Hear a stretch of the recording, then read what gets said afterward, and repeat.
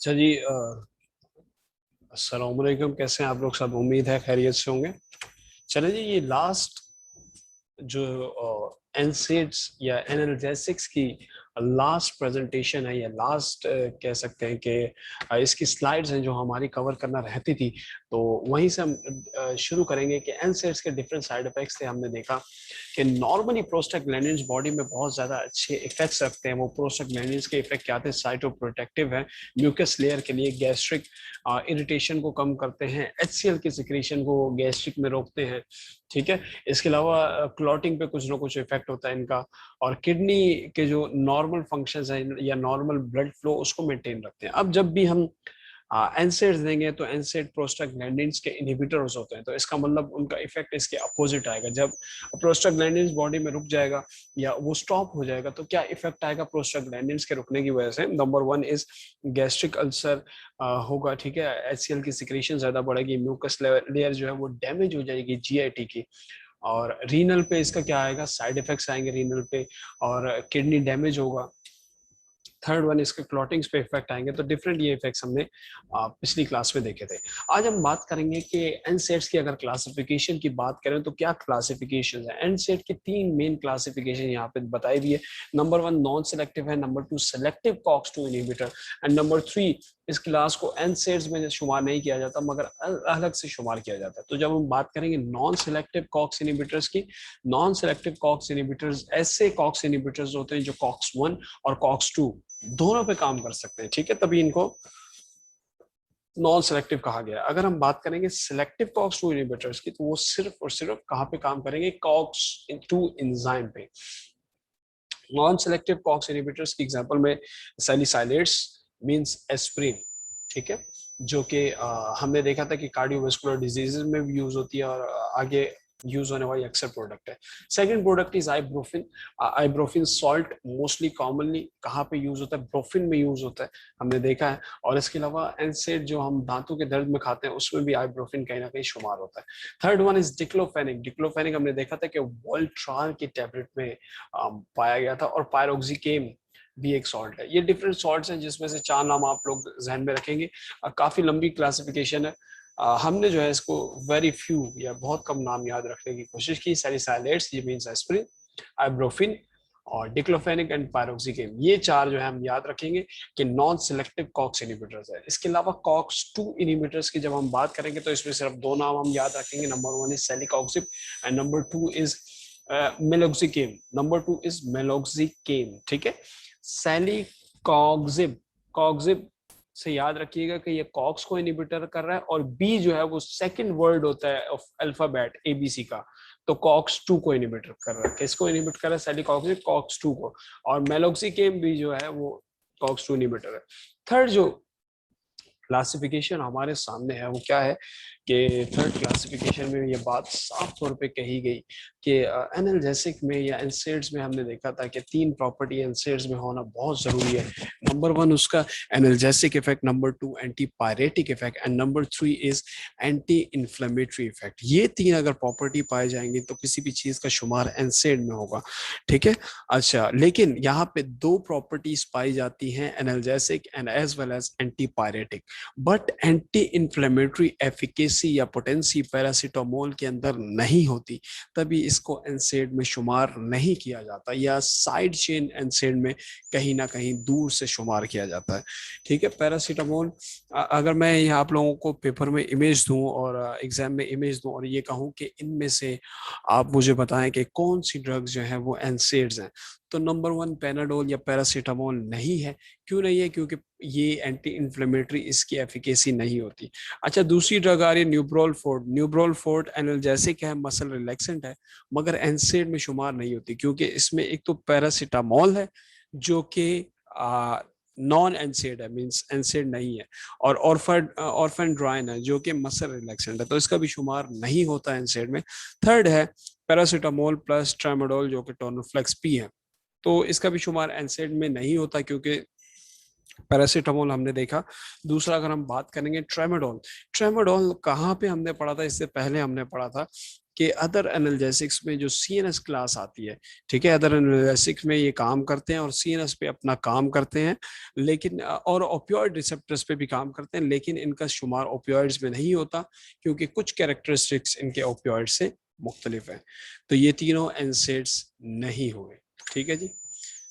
अच्छा, हम अगर बात करेंगे नॉन सेलेक्टिव में, सबसे पहले ड्रग कौन सी थी बेटा? एस्प्रिन थी या सैलिसाइलेट जिसको हम कह रहे थे। अभी हम उसकी डिटेल में जाएंगे कि सैलिसाइलेट्स या एस्प्रिन कहाँ पे यूज होती है। मोस्टली सैलिसाइलेट्स या एस्प्रिन जो है वो एनसेड ही है, मगर एक पोटेंट एंटी इन्फ्लेमेटरी इफेक्ट इसका नहीं होता। मींस इन्फ्लेमेशन कम करती है मगर इतनी ज्यादा कम नहीं करती। तो मार्केट में दूसरे बहुत सारे सॉल्ट्स हैं जिन्होंने इनको इसको रिप्लेस कर दिया क्योंकि उसकी उनकी एंटी इन्फ्लेमेटरी एफिकेसी या एनाल्जेसिक इफेक्ट या उन एनसेड्स का इफेक्ट इससे काफी ज्यादा है।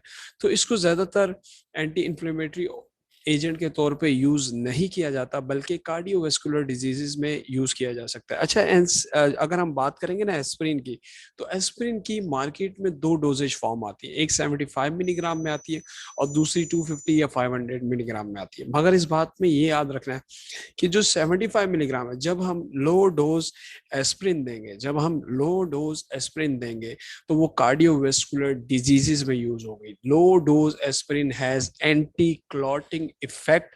उस एंटी क्लॉटिंग इफेक्ट की वजह से क्या होगा कि उसे कार्डियोवेस्कुलर डिजीज में देंगे। और हमने ये मैकेनिज्म पढ़ा था कि ये कैसे एंटी क्लॉटिंग इफेक्ट दे रहा है कि थ्रोम्बोक्सिन की प्रोडक्शन को कम कर रहा है और प्रोस्टासाइक्लिन की प्रोडक्शन को इंक्रीज कर रहा है। और प्रोस्टासाइक्लिन की प्रोडक्शन इंक्रीज होने से क्या होता है कि एंटी क्लॉटिंग इफेक्ट आता है। ठीक है जी। तो ये इस तरह से अपना इफेक्ट दे रहा है।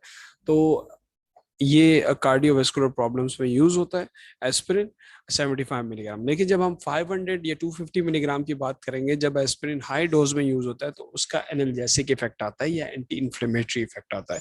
अगर मैं आपके सामने दो डोजेज फॉर्म आपको ला के रख दूं कि बेटा इसमें से ये बताएं, एस्पिरिन एक 75 मिलीग्राम है, एक आपके पास 500 मिलीग्राम है, अब मुझे से ये बताएं कि कार्डियोवेस्कुलर डिजीज में कौन सी यूज करेंगे, तो आप 75 चुनेंगे। अगर मैं सवाल पूछूं कि एनाल्जेसिक के लिए या एनसेड की प्रॉपर्टी के लिए कौन सी चुनेंगे, तो आपने मुझे साफ तौर पे 500 मिलीग्राम को चूज करके बता देना। ठीक है जी। अच्छा, ये अब आप देखेंगे कि हमने देखा था कि COX select non selective COX inhibitor जो है कॉक्स 1 और कॉक्स 2 दोनों पे काम करते हैं। तो ये जनाब कॉक्स 1 और कॉक्स 2 दोनों को इनहिबिट करेगा। अच्छा, उसके अलावा हमने देखा था कि बायो अवेलेबिलिटी जो भी ओरल प्रोडक्ट्स होती हैं उनकी कम होती है, 100% नहीं होती। 100% बायो अवेलेबिलिटी सिर्फ और सिर्फ किसकी होती है? आईवी की होती है। तो ओरली जब हम इसको ले रहे हैं तो इसकी कितनी है? 75 मिलीग्राम है। ठीक है जी। अच्छा, अगर हम इंडिकेशंस की बात करेंगे, इंडिकेशंस की बात करें तो हर किस्म का बॉडी में जो भी पेन है, ज्यादातर पेन में एनसेड्स यूज होते हैं। और जैसे कि टूथ एक, हेड एक, common cold, head arthritis, musculoskeletal pain, osteoarthritis, rheumatoid arthritis. अच्छा, अर्थराइटिस की दो टाइप्स हैं।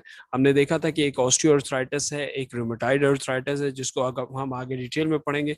उसके अलावा है एनक्लोजिंग स्पॉन्डिलाइटिस जो उसके मस्कुलोस्केलेटल पेन की एक टाइप है। इसके अलावा फीवर। इन तमाम प्रॉब्लम में यूज की जा सकती है क्या? Aspirin as well as different NSAIDs. लेकिन एस्प्रिन हमने देखा था कि एस्प्रिन दूसरी जगह कहाँ पे यूज हो रही थी? कार्डियोवेस्कुलर डिजीज में यूज हो रही थी, जिसकी डोज थी 75 मिलीग्राम। हम देख के आ चुके हैं अभी। अच्छा, कार्डियोवेस्कुलर डिजीज में ये कहाँ पे यूज होती है? एंजाइना पेक्टोरस में, मायोकार्डियल इन्फाक्शन में, ठीक है, जिसे हार्ट अटैक कहते हैं। इसके अलावा इस्चेमिक इस्चेमिक स्ट्रोक में, ठीक है। इस्चेमिक स्ट्रोक ही ऑक्सीजन की डेफिशिएंसी की वजह से होता है। तो इन सारे प्रॉब्लम्स में या कार्डियोवास्कुलर डिजीज में ये यूज होती है। इसके अलावा कोलोरेक्टल कैंसर में भी यूज हो सकती है, या सिस्टमेटिक लूपस अर्थमाटस, ठीक है, इस कंडीशन में भी यूज की जा सकती है। अच्छा, अब हम बात करेंगे अगर कॉन्ट्रा इंडिकेशन की, तो एस्प्रिन की Contra indication and most of the NSAIDs की कॉन्ट्रा इंडिकेशन बहुत हद तक मिलती जुलती है। क्यों? हमने हमने देखा, इसका हम मैकेनिज्म भी थोड़ा सा डिस्कस करेंगे। नॉर्मली होता क्या है कि जब हम एनसेड्स लेते हैं तो अल्सर या अल्सर हो काज होने की वजह जो है वो बन जाती है। अल्सर ज्यादातर होता है। और सेकंड क्या होता है? ब्लीडिंग शुरू हो सकती है पेशेंट्स में, क्योंकि एनसेड म्यूकस लेयर को डैमेज करते हैं। थर्ड रीजन इज दैट कि अभी मैं साइड इफेक्ट की या कॉन्ट्रा इंडिकेशन की इसकी बात कर रहा हूँ कि कैसे करते हैं। थर्ड रीजन ये है कि जब हम एनसेड देते हैं तो एनसेड एंटी क्लॉटिंग इफेक्ट देता है। एंटी क्लॉटिंग इफेक्ट मींस कि ब्लीडिंग देर तक होती रहेगी और स्टॉप नहीं होगी। तो ऐसे पेशेंट जिनमें हीमोफीलिया है, हीमोफीलिया मीन इनमें क्लॉटिंग फैक्टर की कमी है, ठीक है, जिनमें क्लॉटिंग प्रोटीन की कमी है, जिनमें ब्लड के डिसऑर्डर्स हैं, डिक्रीज ब्लड प्लेटिलेट्स कम है, एनीमिया है, थ्रोम्बोटिक साइटोपिनिया, थ्रोम्बोसाइटोपिनिया मींस कि प्लेटिलेट्स कम है जिनमें, या जिनमें ब्लड डिसऑर्डर्स हैं, उन पेशेंट्स में हम इसको नहीं दे सकते। क्यों नहीं दे सकते? क्योंकि ये एंटी क्लॉटिंग इफेक्ट रखता है, और एंटी क्लॉटिंग इफेक्ट रखने के बाद क्या होता है कि वो मसले मजीद क्या हो जाते हैं, इंक्रीज हो जाते हैं। तो हमने ये देखा कि एस्प्रिन या एनसेड्स को ब्लड डिसऑर्डर जैसे कि हीमोफीलिया, इन सब चीजों में कॉन्ट्रा इंडिकेटेड रखा जाता है। दूसरा, अल्कोहलिज्म में लीवर डैमेज होता है, तो अल्कोहलिज्म में भी नहीं देते क्योंकि ये भी मजीद लीवर डैमेज कर सकता है। गाउट में यूरिक एसिड जो है बेटा इंक्रीज होता है, ये बात याद रखिएगा कि गाउट में यूरिक एसिड इंक्रीज होता है और पेन होता है जॉइंट्स में। लेकिन जब हम एस्प्रिन लेते हैं तो एस्प्रिन भी बॉडी में किसी मैकेनिज्म के थ्रू यूरिक एसिड को इंक्रीज कर देती है। इसका मतलब जिस पेशेंट में गाउट है उसको आप एस्प्रिन नहीं दे सकते, क्योंकि एस्प्रिन है तो एंटी इंफ्लेमेटरी या एनाल्जेसिक इफेक्ट, लेकिन जब उसमें यूरिक एसिड को इंक्रीज करेगी तो गाउट क्या हो जाएगा, मजीद इंक्रीज हो जाएगा। उसके अलावा कहाँ पे नहीं दे सकते, रे सिंड्रोम। रे सिंड्रोम एक सीरियस कंडीशन है जो कि ज्यादातर बच्चों में पाई जाती है, और इसमें लिवर और ब्रेन क्या हो जाते हैं, डैमेज हो जाते हैं, और इस चीज को, ब्रेन के डैमेज होने को यहाँ पे कहते हैं एंसेफेलोपैथी, जो कि हम आगे डिस्कस करेंगे।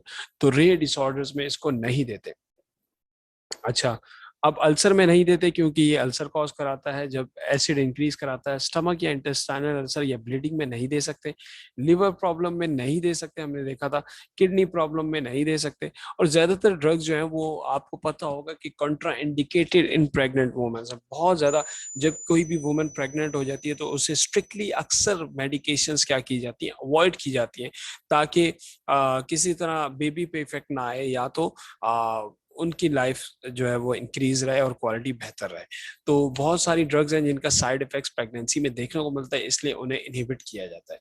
इसके अलावा एनीमिया में नहीं देते। एनीमिया में क्यों नहीं देते? क्योंकि एनीमिया ब्लड का प्रॉब्लम है, और अगर ये ग्लूकोज 6 फॉस्फेट की डेफिशिएंसी की वजह से हो, डेफिशिएंसी की वजह से हो, तो यहाँ पे भी नहीं देते। एनीमिया किसी भी वजह से हो उसमें नहीं देते। एस्प्रिन जो है वो रिस्पिरेटरी डिजीज को इंक्रीज करती है, ये हमने देखा गया। ये क्यों इंक्रीज करती है? बात साफ सी ये है कि मैंने आप लोगों से डिस्कस किया था, जब भी हम एस्प्रिन देते हैं या कोई भी ड्रग हम देते हैं, एनसेड, तो एनसेड जो है कॉक्स पाथवे पे काम करके कॉक्स पाथवे पे काम करती है, जिसकी वजह से इनहिबिशन हो जाती है प्रोस्टाग्लैंडिन्स की। जब एक पाथवे कम होता है तो ऑटोमेटिकली बॉडी दूसरे पाथवे को इंक्रीज करती है।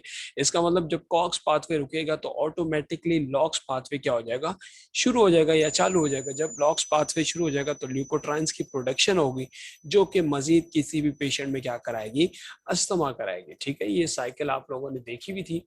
ये देखें कि जब ये कॉक्स पाथवे रुक जाएगा, प्रोस्टाग्लैंडिन्स रुक जाएंगे, तो ये लॉक्स पाथवे ऑटोमेटिकली क्या हो जाएगा, एक्टिवेट हो जाएगा, और जिसकी वजह से अस्थमा और एलर्जिक रिएक्शंस इंक्रीज होंगे। तो इस तरह एस्प्रिन कॉक्स पाथवे को रोकती है, लेकिन क्या करेगी, लॉक्स पाथवे को एक्टिवेट कर देगी। और बाकी एनसाइड में भी यही मैकेनिज्म है अस्थमा का। ठीक है, तो इन सारे पेशेंट्स में एस्प्रिन नहीं देते, और अस्थमा या रिनाइटिस या कोई सी भी कंडीशन है जिसे हम कहते हैं एलर्जिक रिएक्शंस, उनमें भी नहीं देते।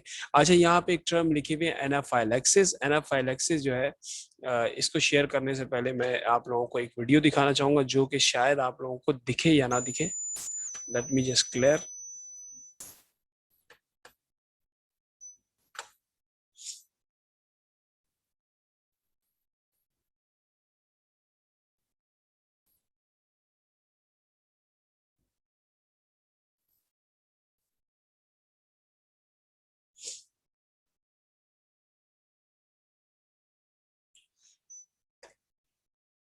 अच्छा, ये वीडियोस जो है मैं आप लोगों को से शेयर कर दूंगा।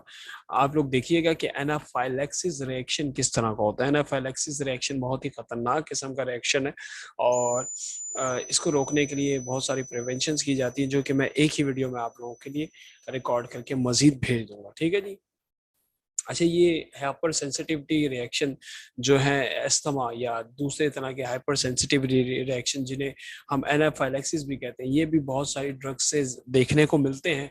और इन ड्रग्स से जब देखने को मिलेंगे ये रिएक्शंस, तो इन ड्रग्स को इन पेशेंट्स को, हाइपर सेंसिटिव पेशेंट्स को नहीं दिया जाए इसलिए क्योंकि उनमें मजीद इंक्रीज होने के चांसेस हैं। इसके अलावा एस्पिरिन नहीं देनी चाहिए उन पेशेंट्स में जिनमें वायरल इन्फेक्शन हो, उन बच्चों में, क्योंकि एस्पिरिन रे सिंड्रोम करा रही थी, हमने देखा था पीछे, इसलिए रे सिंड्रोम में इसको नहीं दे सकते। ठीक है जी, क्योंकि ये खुद रे सिंड्रोम कराती है, और रे सिंड्रोम में लीवर डैमेज होता है और ब्रेन डैमेज होता है, जिसको हम एंसेफेलोपैथी कहते हैं। एस्पिरिन की एक और ख़ास बात ये कि एस्पिरिन में सैलिसाइलेट मौजूद होता है, तभी इसके नाम के साथ सैलिसाइलेट आ रहा था। ठीक है जी, ये हमने देखा था कि सैलिसाइलेट से इसके नाम से पहले आ रहा था, इसलिए एस्पिरिन जो है नहीं देते, क्योंकि एस्पिरिन अक्सर पेशेंट्स में जाके सैलिसाइलेट पॉइजनिंग कराती है। सैलिसाइलेट जब बॉडी में इंक्रीज हो जाता है तो ये कंडीशन होती है जिसे मेडिकल इमरजेंसी कहते हैं, जिसमें एस्पिरिन की ओवरडोज होती है। ये चिल्ड्रन में ज्यादातर देखी जाती है, जिसमें चिल्ड्रन में ज्यादातर देखी जाती है, जिसमें चिल्ड्रन जो है ज्यादातर सुसाइड कर लेते हैं, और इसके जो साइड इफेक्ट्स पाए जाते हैं बॉडी में, वो tinnitus, vertigo, deafness, nausea and vomiting, respiratory alkalosis, ये सारे प्रॉब्लम्स देखे जाते हैं एक्यूट सैलिसाइलेट पॉइजनिंग में। अच्छा, अब एडवर्स इफेक्ट यहाँ पे डिस्कस किए हुए हैं, हमने वही एडवर्स इफेक्ट पढ़ते आए हैं कि किस तरह अगर एस्पिरिन रुके या कोई सा भी एनसेड किस तरह अपने एडवर्स इफेक्ट देता है। हमने देखा था कि प्रोस्टाग्लैंडिन जब नहीं बनेंगे तो साइटोप्रोटेक्टिव जो उनकी एक्टिविटी वो कम हो जाएगी, जिसकी वजह से गैस्ट्रिक अल्सर, ब्लीडिंग या गैस्ट्राइटिस होगा। दूसरा, हमने देखा था कि एनसेड जो है वो किडनी के डिसऑर्डर्स करा रहे थे, तो ये किडनी को डैमेज कराते हैं जब प्रोस्टाग्लैंडिन इनहिबिट होते हैं। और जब किडनी डैमेज होती है तो वो renin angiotensin system, RAS system, जिसका नाम है रास, ठीक है, R for renin, A for angiotensin और A for aldosterone, renin angiotensin aldosterone system को एक्टिवेट करती है, जिसकी वजह से हाइपरटेंशन किसी भी पेशेंट में कॉज हो सकती है। ये सिस्टम कौन एक्टिवेट कराता है? किडनी एक्टिवेट कराती है। ठीक है जी। अच्छा, हमने देखा था कि ब्लड स्ट्रीम में एस्प्रिन जो है वो एंटी क्लॉटिंग इफेक्ट कैसे रखती है? वो ऐसे रखती है कि प्रोस्टाग्लैंडिन नहीं बन पा रहे। जब प्रोस्टाग्लैंडिन नहीं बन पा रहे तो क्या होगा कि थ्रोम्बोक्सिन A2 की जो है प्रोडक्शन वो कम हो जाएगी। थ्रोम्बोक्सिन A2 की प्रोडक्शन क्या हो जाएगी? इस इंक्रीज हो जाएगी, और प्रोस्टास थ्रोम्बोक्सिन A2 की प्रोडक्शन क्या हो जाएगी? कम हो जाएगी। ये सही डायलॉग है, ठीक है जी, ये सही बात है। थ्रोम्बोक्सिन A2 की प्रोडक्शन क्या हो जाएगी? कम हो जाएगी, और प्रोस्टासाइक्लिन की प्रोडक्शन क्या हो जाएगी? इंक्रीज हो जाएगी। प्रोस्टासाइक्लिन की जब इंक्रीज हो जाएगी तो क्या होगा कि एंटी क्लॉटिंग इफेक्ट होगा। तो ये किस तरह रोक रही है इस सारे इफेक्ट को? इसको जब प्रोस्टाग्लैंडिन को इसने रोका तो थ्रोम्बोक्सिन वगैरह नहीं बन पाए और प्लेटिलेट एग्रीगेशन इफेक्ट नहीं आ पाया, तो ये इरिवर्सिबल इफेक्ट देती है थ्रोम्बिन पे।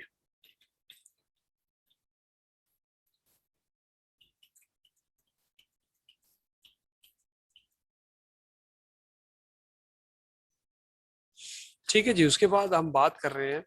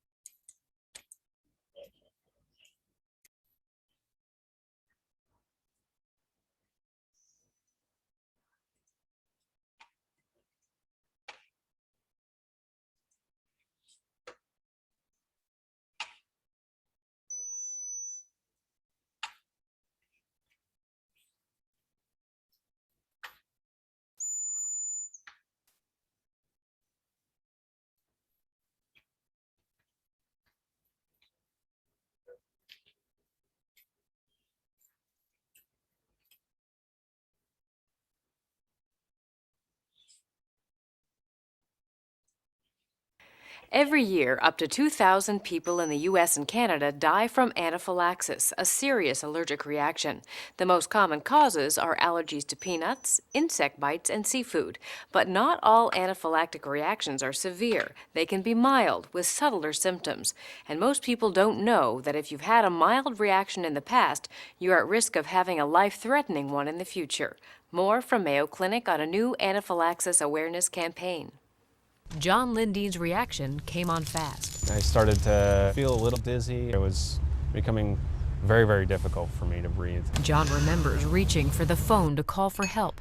When help arrived, he was in big trouble. I was collapsed and unconscious on my kitchen floor, having turned a shade of blue. John's episode was likely triggered by peanuts. He's been allergic since childhood, but symptoms had always been mild: nausea, hives, and flushing. Those who've had a mild allergic reaction to a food substance or an insect sting at one point can have an anaphylactic reaction unpredictably in the future. Dr. Wyatt Decker says anaphylaxis happens when your immune system identifies a substance, such as peanuts, as foreign. This triggers cells called mast cells to release chemicals that cause many symptoms, including dilated blood vessels, low blood pressure, flushing, constricted airways, intestinal problems, and even death. But an injection of epinephrine from an auto-injector can reverse symptoms and save your life.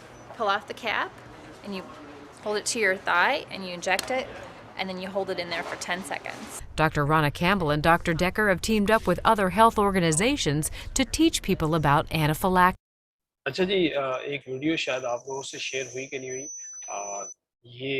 इस video में हमने ये देखा कि anaphylaxis क्या है बेटा, कि एनाफाइलैक्सिस एक एलर्जिक रिएक्शन है जिसमें बॉडी का ब्लड प्रेशर अचानक से क्या हो जाता है, ड्रॉप हो जाता है और हाइपोटेंशन की कंडीशन हो जाती है। वेजोडाइलेशन की कंडीशन भी हम इसे कह सकते हैं, वो हो जाती है। और एस्थमेटिक रिएक्शंस मोस्ट कॉमन इसमें होते हैं, वेजो कंस्ट्रिक्शन हो सकती है। और लास्ट में एनाफाइलैक्सिस रिएक्शन की सीवियरिटी जब कुछ ज्यादा इंक्रीज हो जाती है तो बहुत सारी डेथ भी इसकी वजह से कॉजेज हो सकती है। डेथ किस वजह से कॉज हो जाती है? क्योंकि जब अस्थमा होता है किसी भी पेशेंट को, या किसी भी पेशेंट में सांस लेने में डिफिकल्टी होती है, तो एक टाइम ऐसा आता है कि उसके ऑक्सीजन का लेवल बिल्कुल डिक्रीज हो जाएगा, और जिसकी वजह से उसकी थोड़ी अरसे बाद या थोड़े टाइम बाद डेथ हो जाएगी। तो एनाफाइलैक्सिस रिएक्शंस बहुत सारी ड्रग्स से भी देखे जाते हैं, इसलिए हाइपर सेंसिटिव ऐसे पेशेंट्स को या ऐसे शख्स को हाइपर सेंसिटिव कहते हैं। ठीक है जी। तो हाइपर सेंसिटिव पेशेंट्स या हाइपर सेंसिटिव जो भी लोग हैं जिनमें हाइपर सेंसिटिव रिएक्शंस होते हैं, उनमें एस्पिरिन नहीं देनी चाहिए। देखना चाहिए कि एलर्जिक रिएक्शंस वहां पे इंड्यूस होंगे कि नहीं होंगे। ये सिर्फ और सिर्फ इसके साथ नहीं है, मीन्स के एस्पिरिन के साथ नहीं है, बाकी जितनी भी बेटा मेडिसिन आएंगी आगे भी, उसमें भी आप लोगों को एक बात याद रखनी है कि हाइपर सेंसिटिव रिएक्शंस जिन पेशेंट में होते हैं किसी खास केमिकल से रिलेटेड, तो उनमें वो मेडिकेशन नहीं दे सकते। फॉर एग्जांपल, अगर किसी को सैलिसिलिक एसिड से एलर्जी है तो उसमें आप एस्पिरिन नहीं दे सकते। अगर किसी को सेरोटोनिन से एलर्जी, तो आप में उसमें वो मेडिकेशन नहीं दे सकते। तो ये यहाँ पे हाइपर सेंसिटिव रिएक्शन का मकसद ये था, या प्रोफाइलैक्सिस का मकसद ये था, जो कि लास्ट स्लाइड में भी दिया हुआ है कि प्रोफाइलैक्सिस कॉज करा सकती है, एनाफाइलैक्सिस कॉज करा सकती है। ठीक है जी। चले जी, अब हम बात कर रहे हैं कॉक्स-2 इनहिबिटर्स की। कॉक्स-2 इनहिबिटर्स में मैंने बात की थी कि आप लोगों ने सिर्फ और सिर्फ दो नाम याद रखने हैं। वो दो नाम कौन से थे? Celecoxib and meloxicam. तो सेलिकॉक्सिब की जब हम बात करते हैं, सेलिकॉक्सिब कॉक्स-2 की इनहिबिटर कहलाती है। ठीक है जी। COX two inhibitor specifically COX two inhibit करती है, कॉक्स-1 पे कोई काम नहीं करती। तो ये बात याद रखें कि कॉक्स-1 पे जो ड्रग्स काम करती हैं, कॉक्स-1 की जो इनहिबिटर्स होती हैं, वो अल्सर कराती हैं, गैस्ट्रो प्रोटेक्टिव नहीं होती, गैस्ट्रोटॉक्सिक होती है। ये बात याद रखिएगा, ये बात लिख लें कि जो कॉक्स-1 की इनहिबिटर होती है वो गैस्ट्रो टॉक्सिक होती है, बट कार्डियो प्रोटेक्टिव होती है। क्या होती है? कार्डियो प्रोटेक्टिव होती है। बट अपोजिट टू कॉक्स-2, जो कॉक्स-2 की इनहिबिटर होती है वो गैस्ट्रो प्रोटेक्टिव होती है, बट कार्डियो टॉक्सिक होती है। ठीक है जी। ये बात याद रखिएगा कि COX two inhibitors are cardio toxic. तो उन पेशेंट्स में जिनमें कार्डियक मसला है, कार्डियक इश्यूज है, वहां पे हम इन्हें यूज नहीं कर सकते। अक्सर ये होता है कि ये क्या कैसे कार्डियो टॉक्सिक होती है, क्योंकि ये प्रोस्टासाइक्लिन का लेवल बॉडी में क्या कर देती है? कम कर देती है। प्रोस्टासाइक्लिन का लेवल कम कर देती है कॉक्स-2 इनहिबिटर्स, और थ्रोम्बोक्सिन का लेवल बढ़ा देती है। लेकिन इसके अपोजिट कॉक्स-1 में था, एस्पिरिन क्या कर रहा था, थ्रोम्बोक्सिन का लेवल कम कर रहा था और प्रोस्टासाइक्लिन का लेवल बढ़ा रहा था। लेकिन सेलिकॉक्सिब या कॉक्स-2 इनहिबिटर्स क्या करती हैं, किसका लेवल बढ़ाती हैं, कॉक्स-2 इनहिबिटर्स थ्रोम्बोक्सिन का लेवल बढ़ाती हैं और प्रोस्टासाइक्लिन का लेवल बॉडी में कम करती है, जिसकी वजह से इनका क्लॉटिंग इफेक्ट आता है या प्लेटिलेट एग्रीगेशन इफेक्ट आता है। जब ये प्लेटिलेट एग्रीगेशन कराती है तो ये कार्डियोटॉक्सिक हुई, ठीक है जी। अच्छा, लेकिन इस मसले को हल करने के लिए हम इसको एस्पिरिन के साथ दे सकते हैं।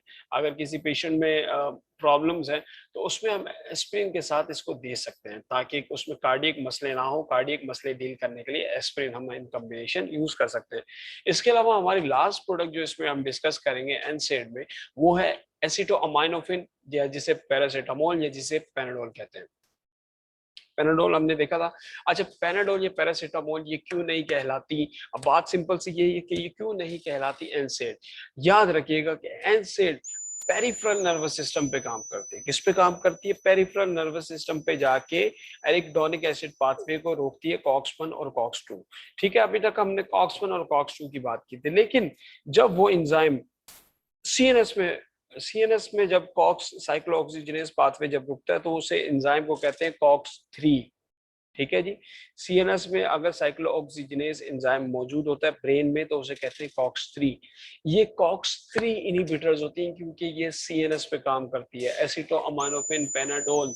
इसी वजह से ये लोग ये ड्रग्स क्या करती है, फीवर कम करती है, फीवर को रिड्यूस करती है, एंटीपायरेटिक इफेक्ट देती है, क्योंकि एंटीपायरेटिक इफेक्ट या फीवर का इफेक्ट का लेना देना हाइपोथैलेमस से होता है, ब्रेन से होता है।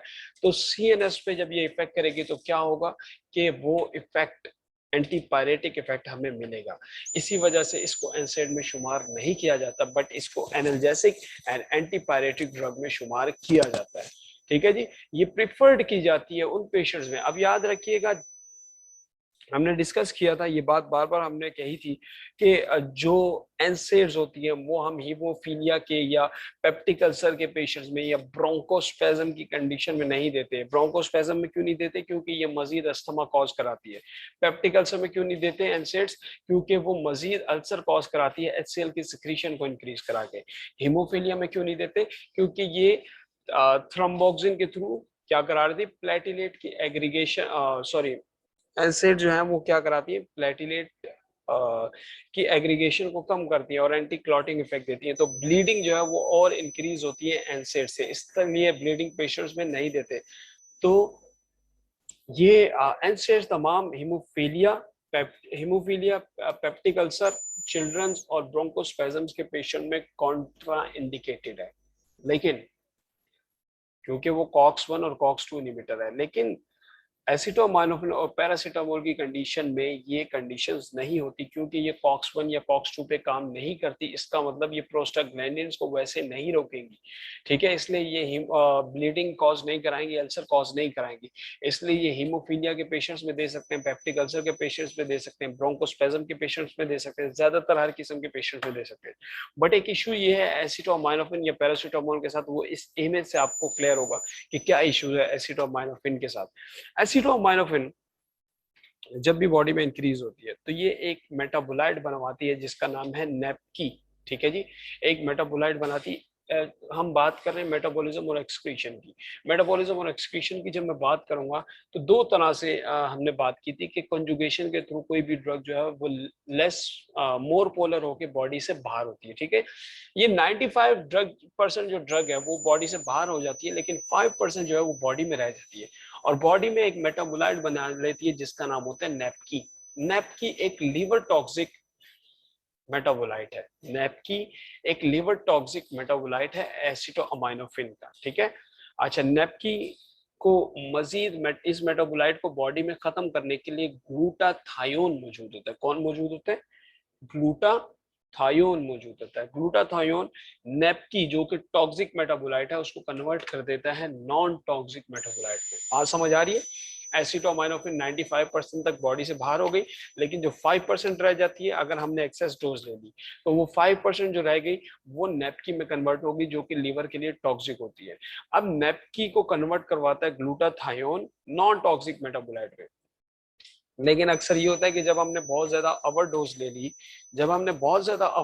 ली, तो क्या हो गया कि ग्लूटाथायोन का लेवल बॉडी में इतना ज्यादा नहीं होता कि उस सारी ओवरडोज को खत्म कर सके, तो नेपकिन बॉडी में बढ़ जाता है और लीवर टॉक्सिसिटी के चांसेस ज्यादा होते हैं। तो ऐसी कंडीशन को रोकने के लिए हम क्या करते हैं, जब एसिटोमाइनोफिन की ओवरडोज होगी तो हम इस कंडीशन में नैक देते हैं। नैक होता है एन एसिटाइल सिस्टीन, नैक होता है क्या, N acetyl cysteine. N acetyl cysteine जब देंगे तो वो ग्लूटाथायोन का लेवल बॉडी में क्या करेगी, इंक्रीज करेगी। जब ग्लूटाथायोन का लेवल बॉडी में इंक्रीज होगा तो napkin easily non toxic metabolite में कन्वर्ट हो जाएगा।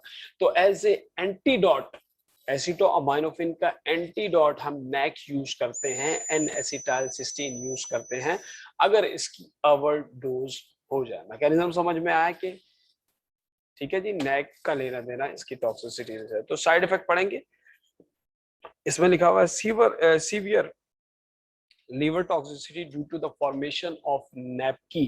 ठीक है जी, नेपकी की वजह से इसकी बहुत ज्यादा क्या होता है, साइड इफेक्ट्स देखने को मिलते हैं। और एन एसिटाइल सिस्टीन इस कंडीशन में यूज की जा सकती है as an antidote which increase glutathione level, जो कि ग्लूटाथायोन का लेवल इंक्रीज करती है। तो हमने ये दोबारा से एक बात लिखी यहाँ पे कि एसिटोमाइनोफिन क्या है, जब भी बॉडी में जाती है तो नेप की बॉडी में आ सकता है, जिसको ग्लूटाथायोन कन्वर्ट करता है लेस टॉक्सिक मेटाबोलाइट में, ठीक है, और एक्सक्रीट आउट करा देता है बॉडी से बाहर। तो ये एनसेड्स के बीच में और उसके बीच में फर्क है, ये देख लीजिएगा कि क्या क्या फर्क है ये एनसेड्स और ओपियोइड्स के बीच में। एनसेड्स का टॉपिक यहाँ पे खत्म हुआ, तो टॉपिक एनसेड्स का खत्म हुआ, लेकिन इसमें लास्ट जो हेडिंग्स हैं कुछ रहती हैं, ये मैं आपको भेज दूंगा।